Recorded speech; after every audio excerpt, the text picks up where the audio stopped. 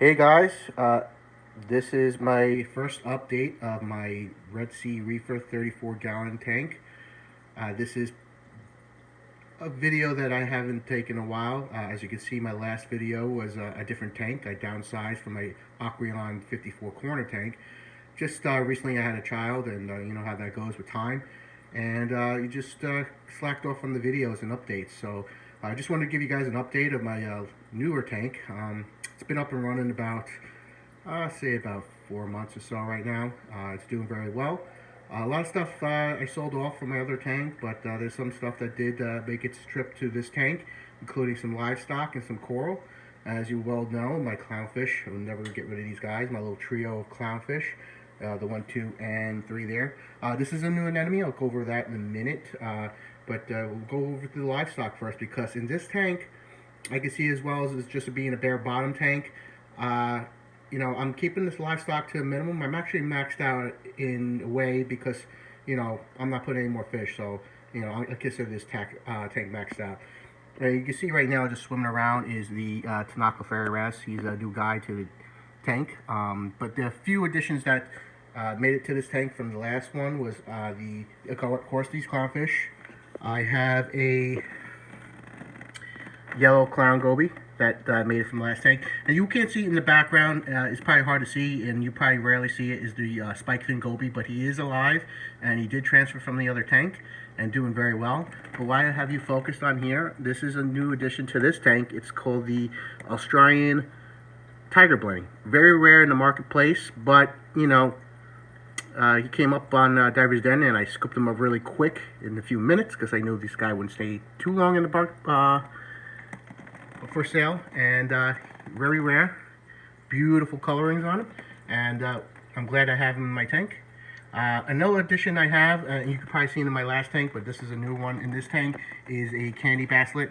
I will, oh, there he is. He's very, very cool, awesome to see.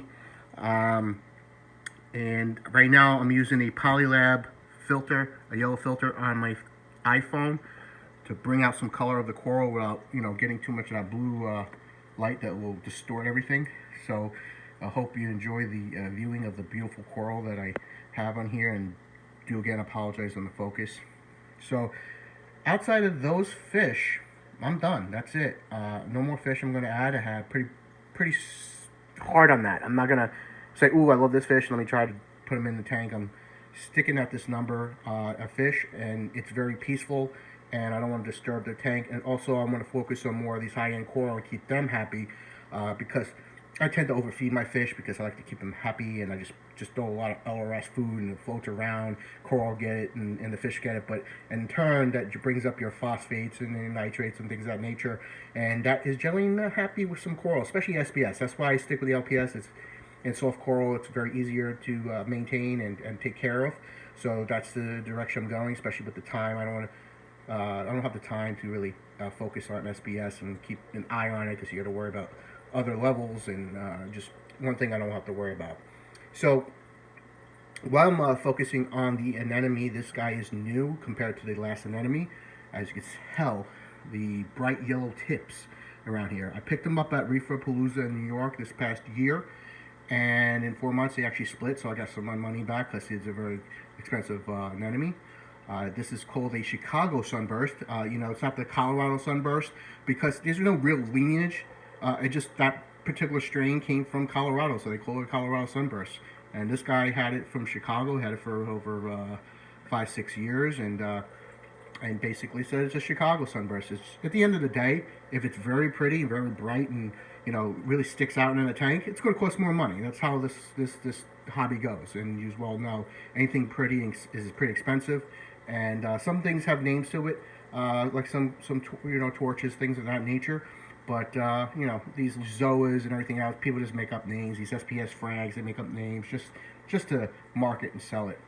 But speak about high-end names, I do have some stuff that you will recognize that you probably maybe seen in other tanks, or on videos, or in the store, or you might even have it in your tank as well.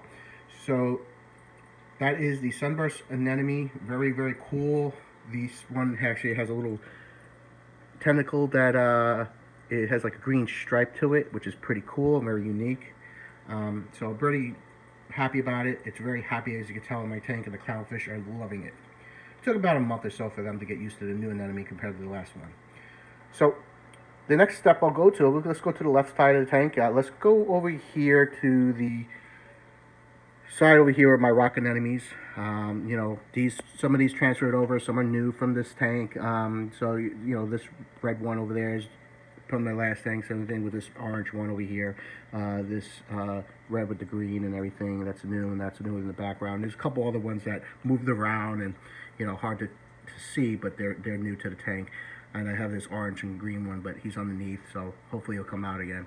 I got here is bleeding apple Scoly, and these are my Maxi Mini. You can see the sexy shrimp there. This actually is split. I had this one originally, and it split 5 times already. I gave one away. I actually have these two, and one floating on the side and one in the back. So I have a total of 4 right now, and these things are awesome. They don't really bother anything. I mean, obviously they do have a sting to it, but they're just small and they stay small. And you know, the fish are healthy. They're not gonna stay. You're gonna stay away from these things. So this is very cool. This one bleached a little bit because it was underneath the rock and was staying away from the light, so it lost its color a little bit. But I found out that in the past, when I had these, if that happened, you know, right now it looks pink. It's hard to see with this filter, but it'll color up back to dark red and had that beautiful red color. But that'll take some time. But it looks pretty cool with pink, believe it or not. I like the color contrast.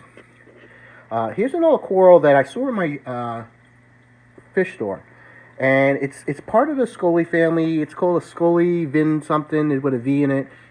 Just type in Scoly V in a search bar and you'll get the name. I'm not good with the scientific name, but you know, it's been there for a long time. No one touched it, and for 50 bucks, I got this thing.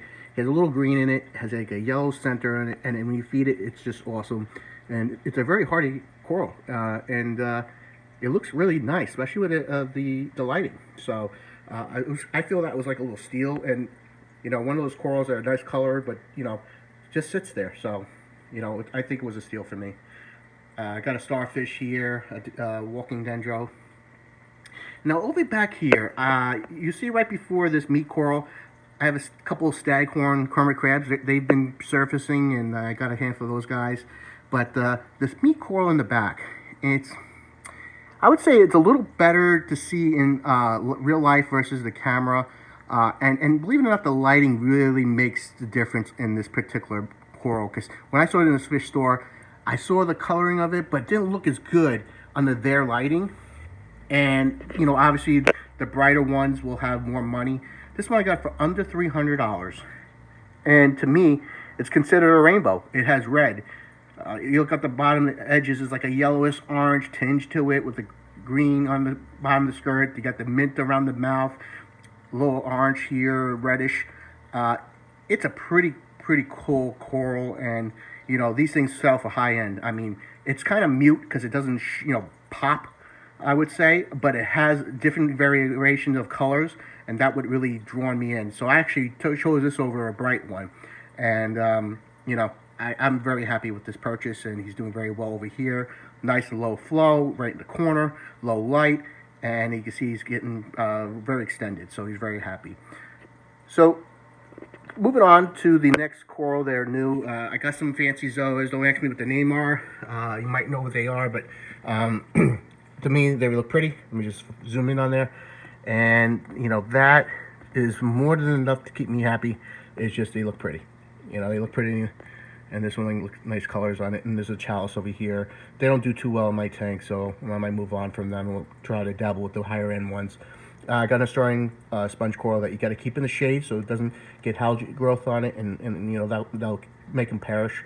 But keep them under with some flow and in the shade, and they'll do pretty well in your tank.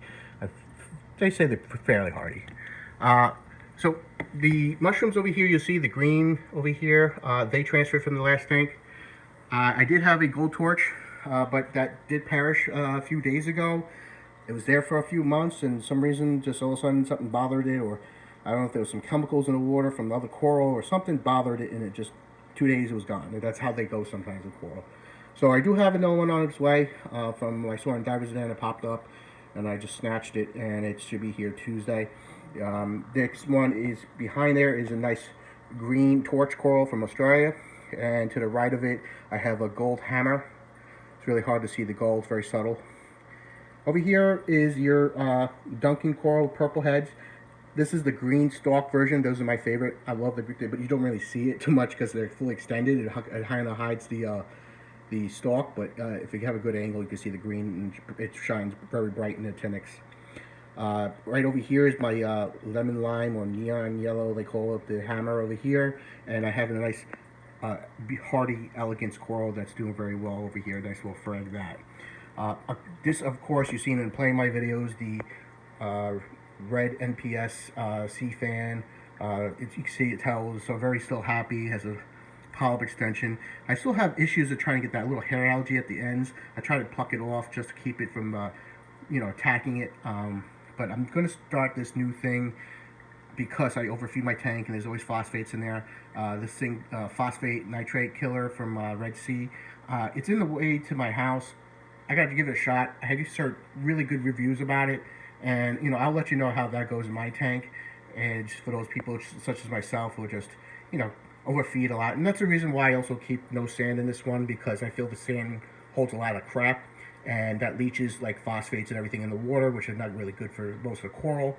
Hardy corals such as like these rose bubble tip anemones and some mushrooms, stuff like that, they can handle it. That's the reason why I stick to these particular corals. But yeah, I'll let you know how that goes once it comes in, because I do have like a jack-o'-lantern chalice here. It's not doing that well, so hopefully it rebounds when I get the stuff. Another coral that made it from the last tank is these Australian leather coral. The Australian leather coral, he's retracted right now. I think he's part of that film type of shedding type of thing right now. So, but he's doing very well. He does polyps come out very nice and green. I do have a nice Ricordia over here. It looks greenish, but it's like a greenish yellowish mixture. So it's a pretty nice color. It came loose when he settled over there, and now he's stuck there. So he's happy. I'm leaving him alone. These orange corals, mushroom corals, came from the other tank as well. I have you can tell it's not doing that well. I have him in a bad spot. I have him too much light. This Duncan colony here.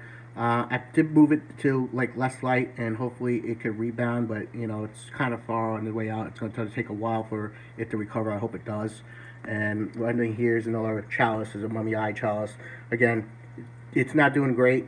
It's not doing terrible, but it's in between. Hopefully it can rebound if I could get this quality water, because I don't think chalices react very well to my phosphates in the tank. Another coral that made it over is these red mushrooms. And this guy is a nice orange green rim Ricordia mushroom, very bright, which is pretty cool. And here is some of your high iron mushroom corals. This is your WWC bounce coral, the high end coral. When I got this frag here, I had like a hole here, and he's like half in, half out. I leave him alone. He's very happy, so he'll stick his bubbles out and he'll crawl right back in. And when he wants to retract, here's your interstellar mushrooms. You see this around a lot with a lot of people. This is not the bounce version. It might turn into bounce. Who knows? Because it's very small. And another rare mushroom, or you don't see too often, is called the red devil. Very pretty with reds and the green dots all over it. It's pretty awesome. And I have the St. Thomas mushroom here, so like a lot of bubbles. And a couple of mussels, so you can see mussels from my last tank here. I did also have here a Blasto. See how that does. Just got that one, so I'll let you know. And a couple rare mushrooms that came in loose. And another one I had just fell off. It didn't like its spot. It was getting attacked by a different mushroom. Again, even though you have mushrooms and like some things like torches you can put next to each other, mushrooms could be different. Some be more aggressive than others. And I think this St. Thomas mushroom was getting bothered by the other mushroom, and he popped off, and now he's loose, and now he's recovering. But I'm putting him on rubble. Hopefully he recovers and attaches. That way I can put him back on my rock. And this is a Kryptonite mushroom that's is a well-known mushroom that people go after. I do have a jawbreaker, which is nice. It has red spots, but he was floating around. He didn't like the spot he was. It's hard to see in this camera, but As you can see here, there he is. Hard to see, but hopefully he recovers, because he's a very cool looking mushroom. Had the red, like I said, dots all over. Real hard to see right now, but hopefully it reattaches to a piece of rubble, and I'll get it back in my tank in the rock work. So that's it, guys. That's my latest update with my new tank. Pretty much went over everything.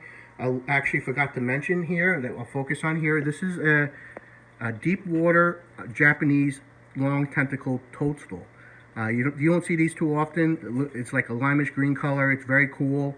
This thing's about like 1.5 inches, and it goes for about $100. So I mean, these things are very expensive. Very hard to get, because it's really hard to get stuff from Japan. I think it's actually illegal to go over there. So when things pop up, they demand a higher price range. But this thing's cool because it's one of those long tentacle version of a toadstool leather.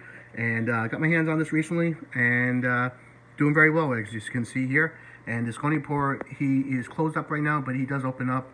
I think I might move him to a better spot. Hopefully he'll like it better, but I'll keep you posted on that one. So outside of that, I hope your tanks are doing well. And again, if you have any questions about my tank or anything I have in here, just let me know, and I'll shoot a follow-up on a comment if you shoot there. And hope your tanks are doing well. And to the next video, I'll see you guys soon. Happy reefing.